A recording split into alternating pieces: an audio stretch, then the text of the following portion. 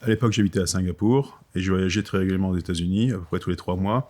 Et en avril 2013, en arrivant à l'aéroport de Kennedy, j'ai été arrêté juste à ma descente d'avion. Il y avait un comité d'accueil avec à peu près 5 personnes, dont des personnes du FBI, qui m'ont menotté et qui m'ont fait traverser tout l'aéroport comme ça et m'ont amené au siège du FBI à Manhattan, où là j'ai été reçu par un procureur qui m'a annoncé que j'ai été mis dans un examen 6 mois plus tôt, que mon entreprise ne coopérait pas avec la justice américaine alors qu'elle était sous enquête depuis plusieurs années, et donc ils avaient décidé de taper un grand coup parce qu'ils avaient perdu patience.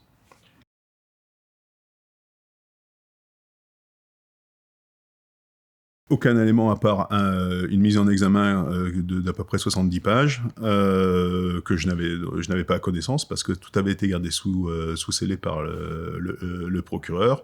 Il faut savoir que lorsque vous êtes ressortissant français, les Américains vous considèrent comme ce qu'ils appellent flight risk, et donc ils ne vont pas mettre publiquement votre mise en examen parce qu'ils ont peur qu'un Français se réfugie ensuite en France et donc ne soit pas extradable. Et donc, c'est ce qui m'est arrivé. Mon mise en examen était gardée sous scellé, et donc je suis arrivé sans le savoir que j'étais mis en examen.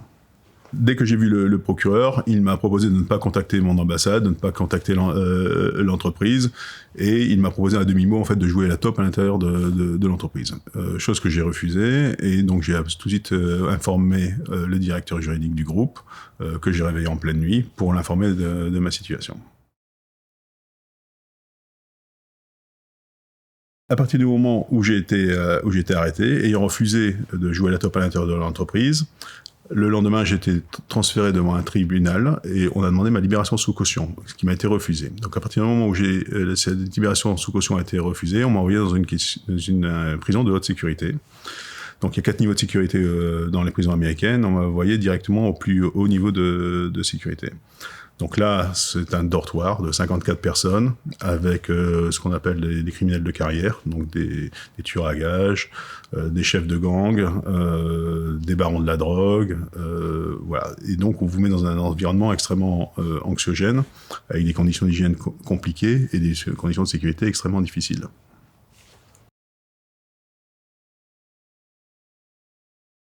Alors très vite, pendant plusieurs semaines, on m'a laissé un peu mijoter dans cet environnement. Et ensuite, on m'a proposé la chose suivante.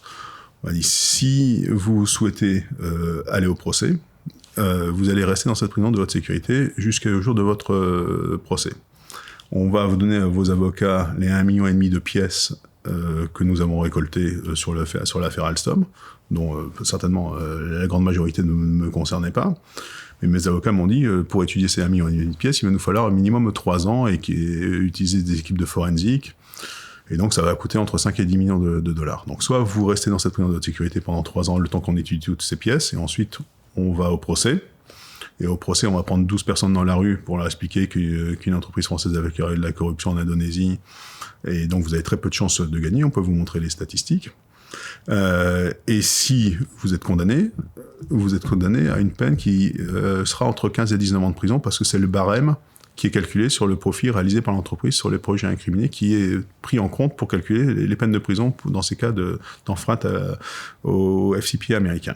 Donc c'est soit ça, soit vous plaidez coupable, sans même regarder les pièces contre vous, et si vous plaidez coupable, on vous libère au bout de 6 mois. Et donc on vous demande de prendre une décision très rapidement, entre les deux options. La décision se prend... vous réfléchissez quand même très longtemps avant de décider de plaider coupable. Moi, après 4 mois dans ces conditions, j'ai décidé de plaider coupable parce que je voyais une libération au bout de 6 mois et c'était beaucoup moins risqué que de jouer à la roulette russe avec un procès et de rester 3 ans en prison de haute sécurité.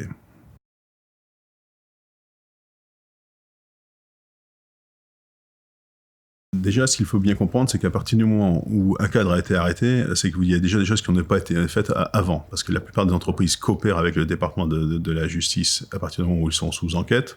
Et dans à peu près 75% des cas, personne n'est mis en examen, bien que l'entreprise plaide coupable et paye une amende. Donc déjà, à partir du moment où vous avez eu un cadre qui a été arrêté, c'est qu'il y a eu quelque chose qui ne s'est pas bien passé avant. Vous avez déjà pris des mauvaises décisions avant, en général. Et ensuite, à partir du moment où vous avez un cadre qui est arrêté, il y a un conflit d'intérêts tout de suite qui se crée entre le cadre et l'entreprise.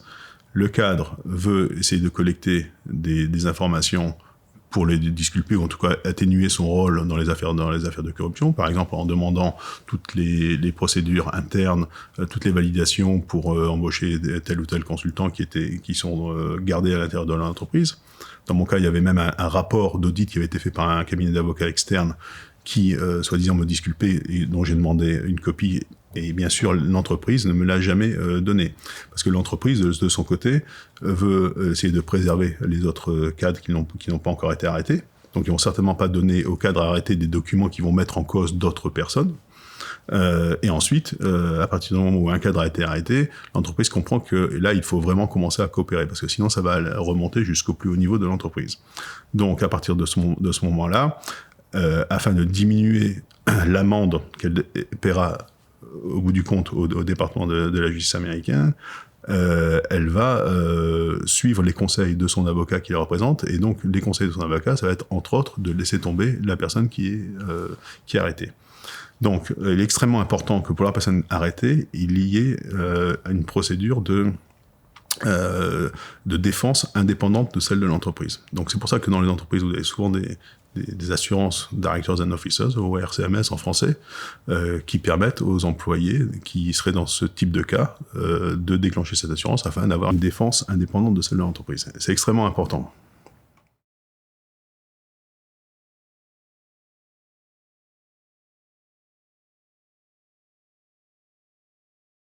Alors, au bout de 6 mois, en fait, je n'ai pas été libéré. Et là, je n'ai pas compris pourquoi je n'étais pas libéré. Et donc, les mois ont passé. J'ai été licencié par l'entreprise entre-temps. Et après un an dans cette prison de haute sécurité, il y a eu l'annonce du rachat d'Alstom par General Electric, en tout cas de toute la partie énergie d'Alstom. Donc moi, j'ai compris tout de suite le lien fait entre les deux. Et ensuite, il y a eu un processus de mise en concurrence entre General Electric et une offre Siemens poussée à l'époque par le ministre Montebourg, qui lui avait compris le lien entre les deux. Et en fait, les États-Unis m'ont libéré la semaine où le gouvernement français a décidé que c'était General Electric et pas Siemens qui rachetait Alstom. Il y a d'autres éléments, beaucoup d'autres éléments qui prouvent le lien entre les deux affaires. Ces éléments sont exprimés de manière très claire dans mon livre, notamment la façon dont Alstom a ensuite payé l'amende. Les États-Unis ont donné un délai de grâce à Alstom pour payer l'amende en attendant que la Commission européenne valide le rachat par General Electric. C'est un des éléments, et vous en avez aussi beaucoup d'autres.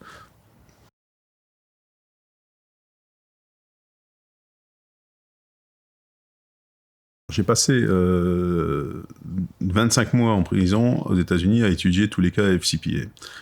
Non pas pour m'amuser, mais justement pour comprendre la jurisprudence sur ces cas-là. Donc j'ai étudié tous les cas des entreprises et tous les cas des individus.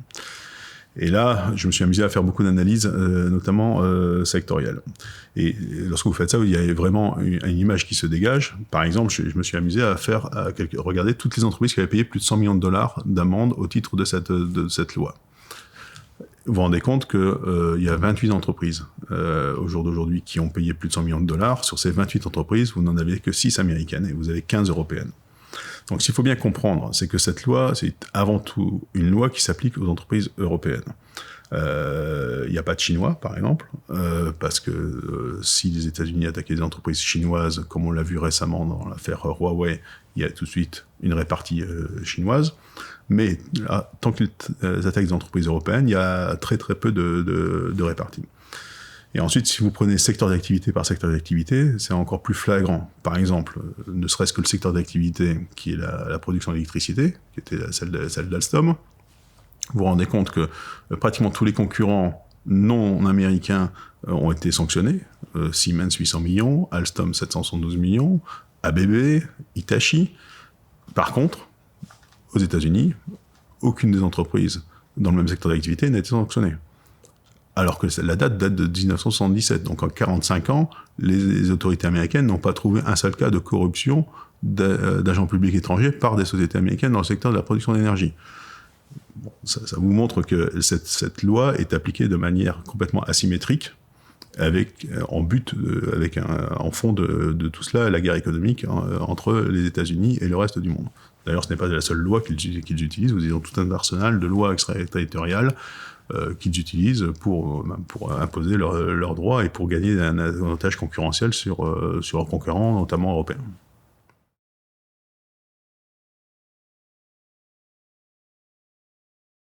Il n'y a qu'un seul vrai conseil, c'est que à partir du moment où vous êtes sous enquête américaine, il n'y a plus qu'une seule voie. Il faut coopérer le plus rapidement possible, faire une enquête interne, avouer les faits et signer un chèque. Et en faisant ça, vous avez une chance de ne pas avoir des employés mis en examen. Toute velléité de confrontation avec les autorités américaines ne vont servir qu'à mettre à risque des cadres et ne vont servir qu'à augmenter au bout du compte la pénalité et l'amende que l'entreprise devra payer. Alors, une autre alternative, c'est d'aller voir les autorités françaises. Et maintenant, grâce à la loi Sapin 2, et notamment grâce à la Convention judiciaire d'intérêt public, il y a une possibilité pour les entreprises françaises d'aller faire leur mea culpa auprès des autorités françaises, et ensuite d'espérer que le cas sera traité en France et non pas aux États-Unis. Bon, il y a encore beaucoup de freins pour que ce mécanisme se mette en place, mais en tout cas, c'est la direction que beaucoup de pays essayent de prendre pour contrer effectivement l'extraterritorialité du droit américain.